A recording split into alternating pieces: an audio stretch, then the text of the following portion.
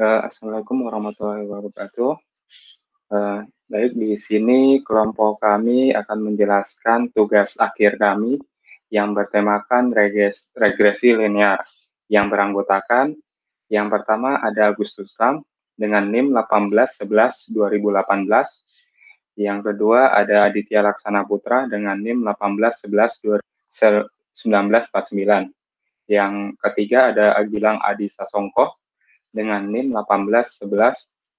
1811-1964. Dan yang terakhir ada Arta Perdana dengan NIM 1811-2021.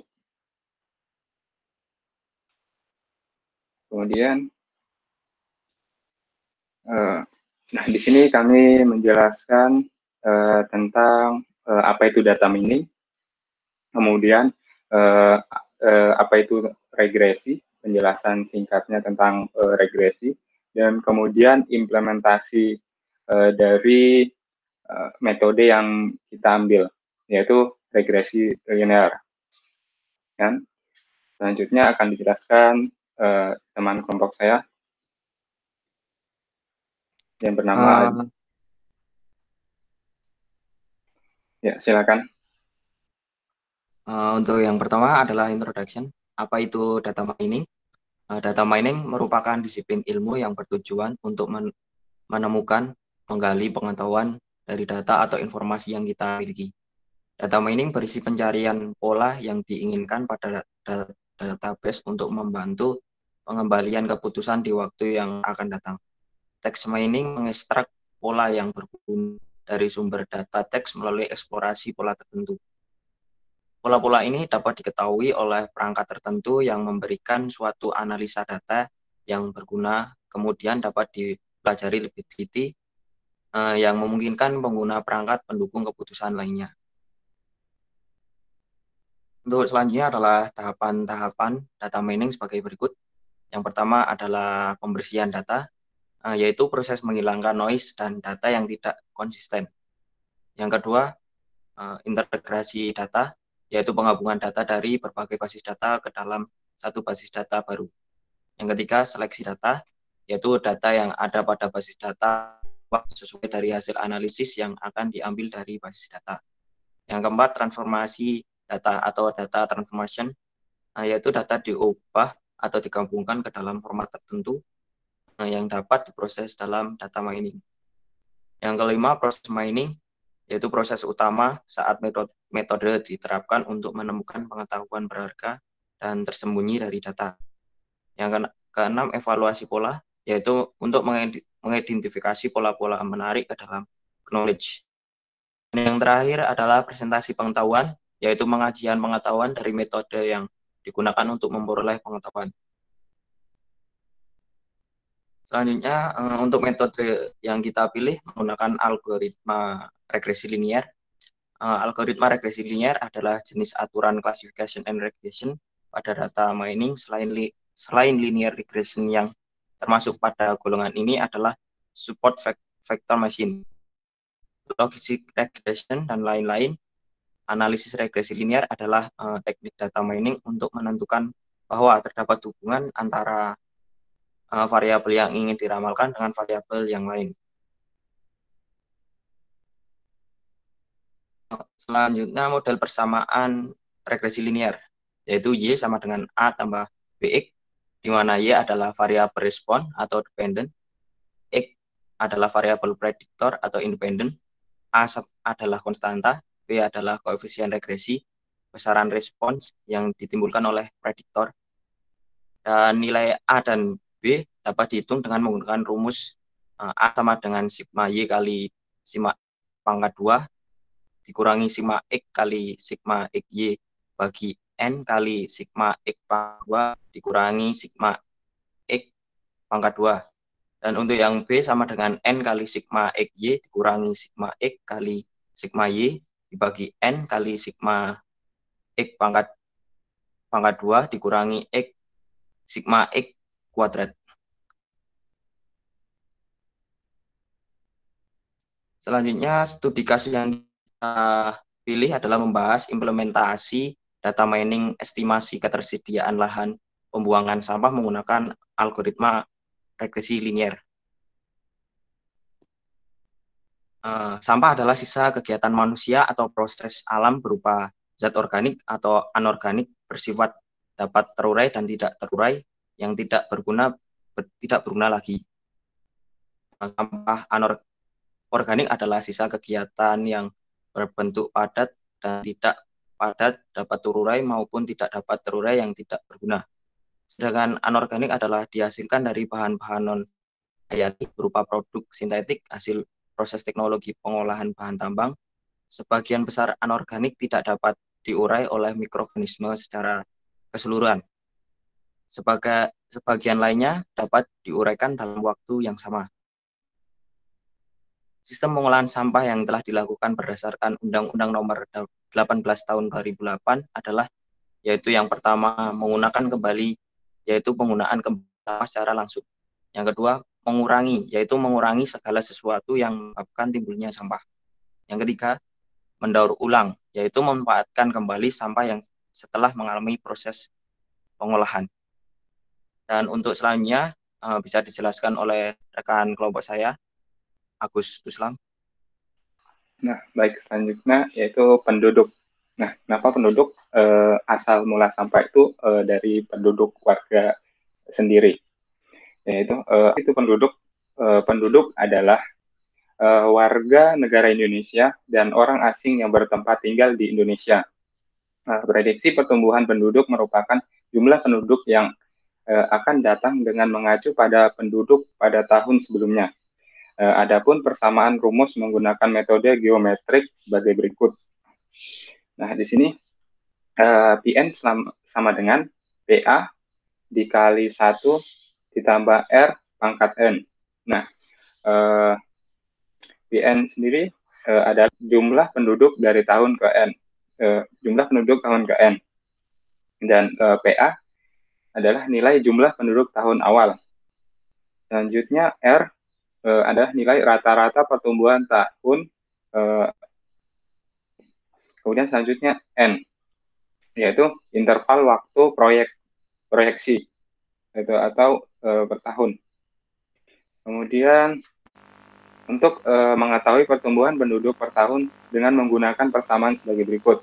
Nah, yaitu X sama dengan jumlah penduduk tahun N dikurang jumlah penduduk tahun awal dibagi dengan jumlah penduduk tahun awal dikali dengan 100%.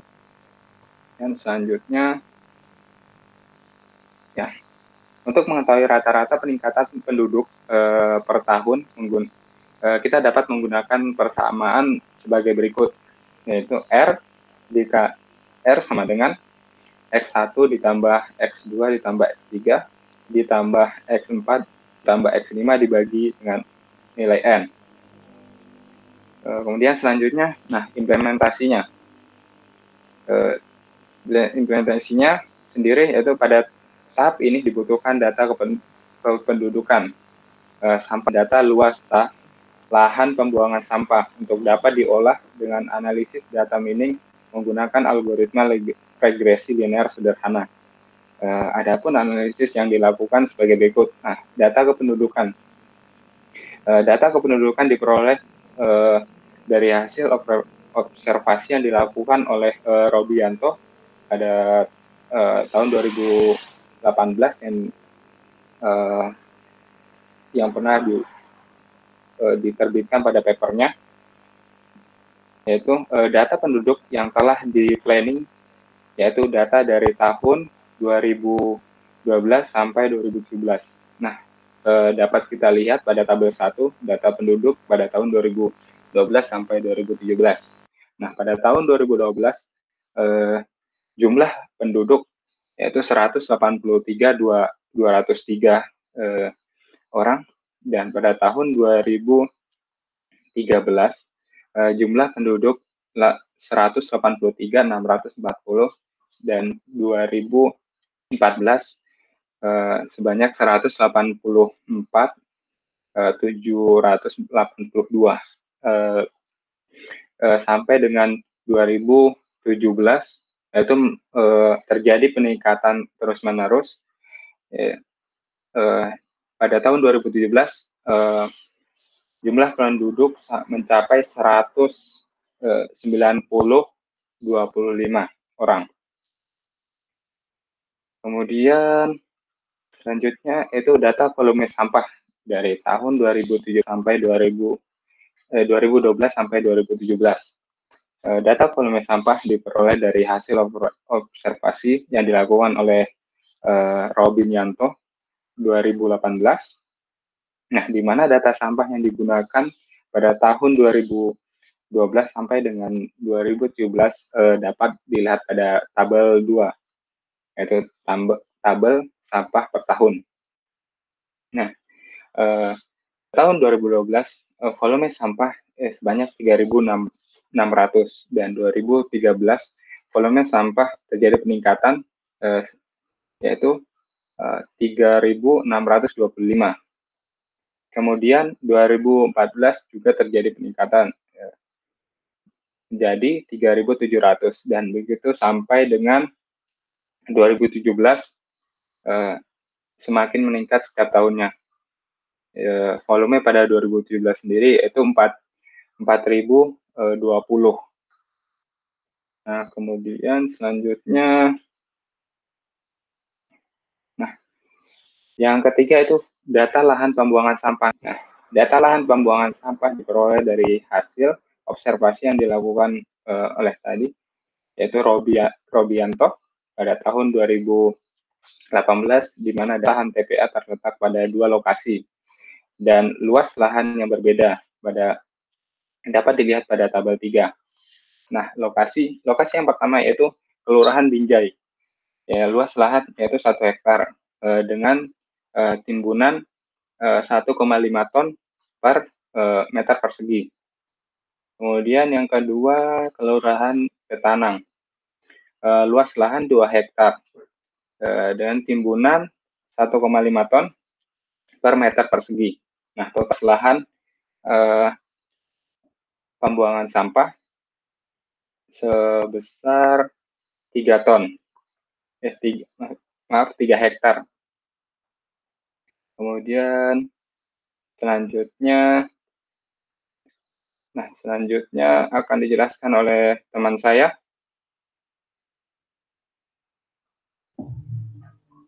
Selanjutnya itu pertumbuhan penduduk berdasarkan data penduduk tahun 2012 sampai 2017.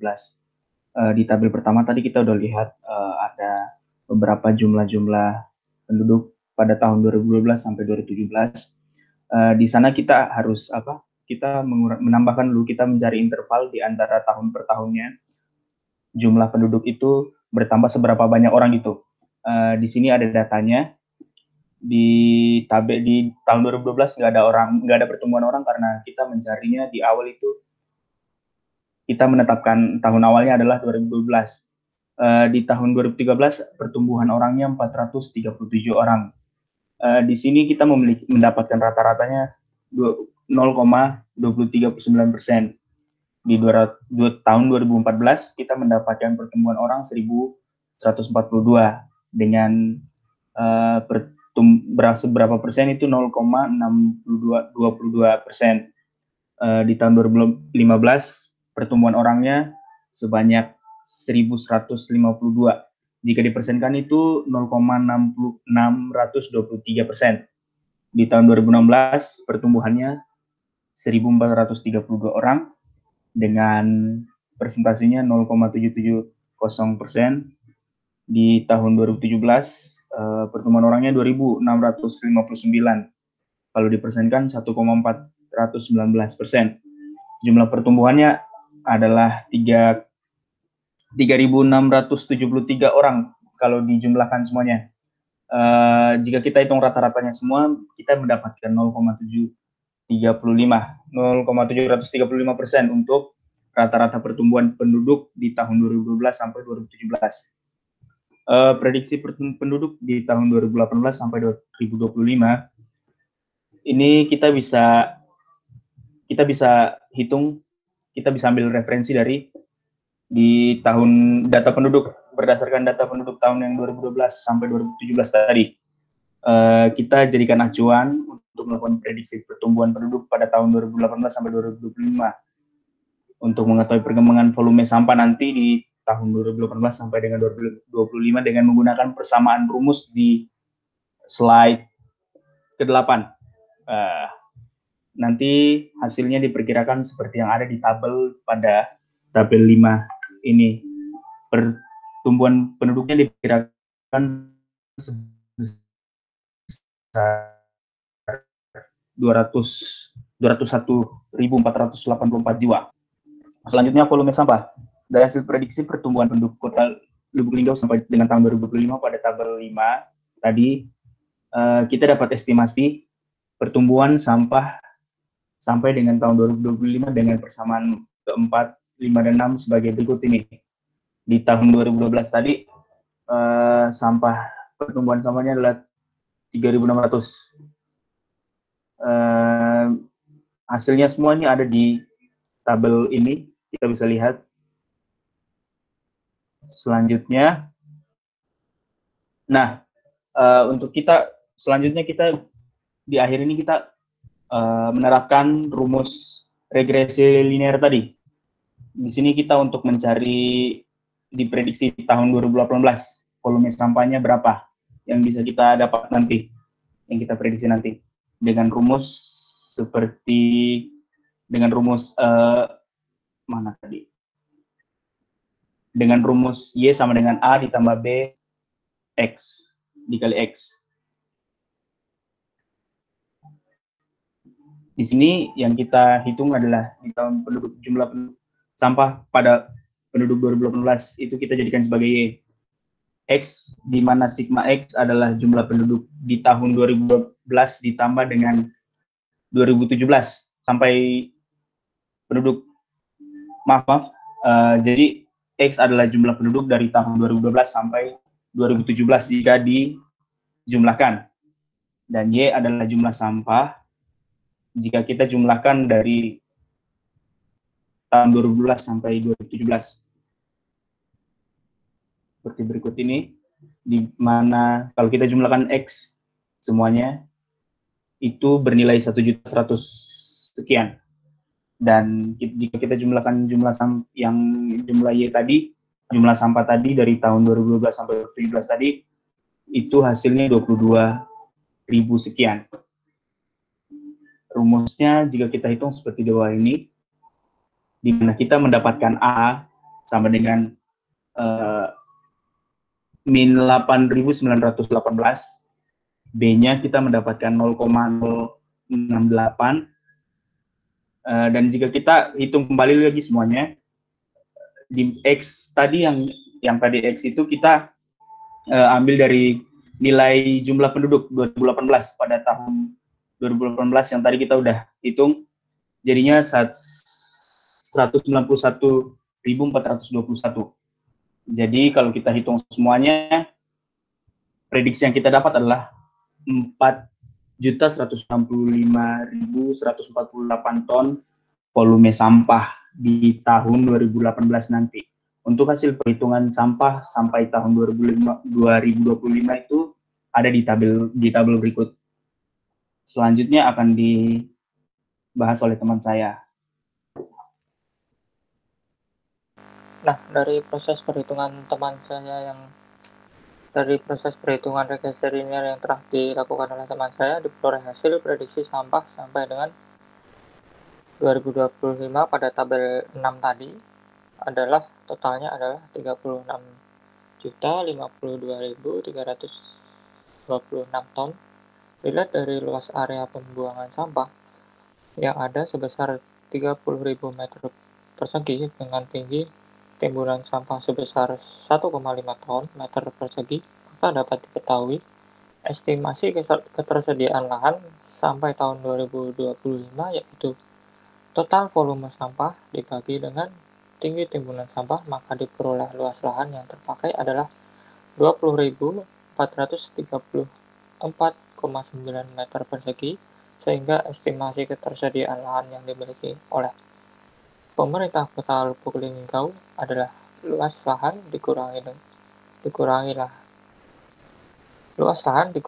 lahan yang terpakai sampai tahun 2025, yaitu 30.000 tadi dikurangi dengan 20.434,9 meter persegi sama dengan 5.965,1 meter persegi. Nah, berdasarkan prediksi tadi yang telah dilakukan, dapat digambarkan dalam bentuk grafik scatter multiple yang menunjukkan bahwa terjadinya peningkatan volume sampah yang dari tahun 2018 sampai dengan 2005 sesuai dengan pertumbuhan penduduk yang terjadi pada tahun tersebut. Penduduk kota Probolinggo sebesar 20.148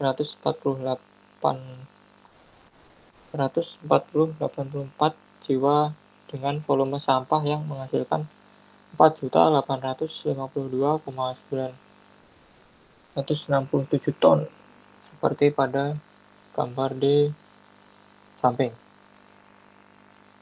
Lanjut. Nah, untuk referensi yang kita pakai adalah sebagai berikut. Ada 8. Yang pertama dari Xinjiang dan Xingongshu tahun 2019 tentang linear regression analysis London World Scientific Publishing VOPT Ltd Covent Garden dan sebagainya. Nah, silakan untuk Mas Agus untuk menutup presentasi ini.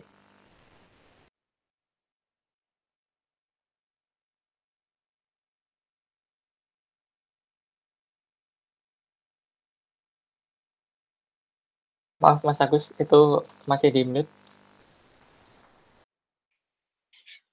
Baik, itu tadi presentasi dari kelompok kami yang membahas tentang sedikit tentang data mining, kemudian apa itu regresi linear dan beserta implementasinya.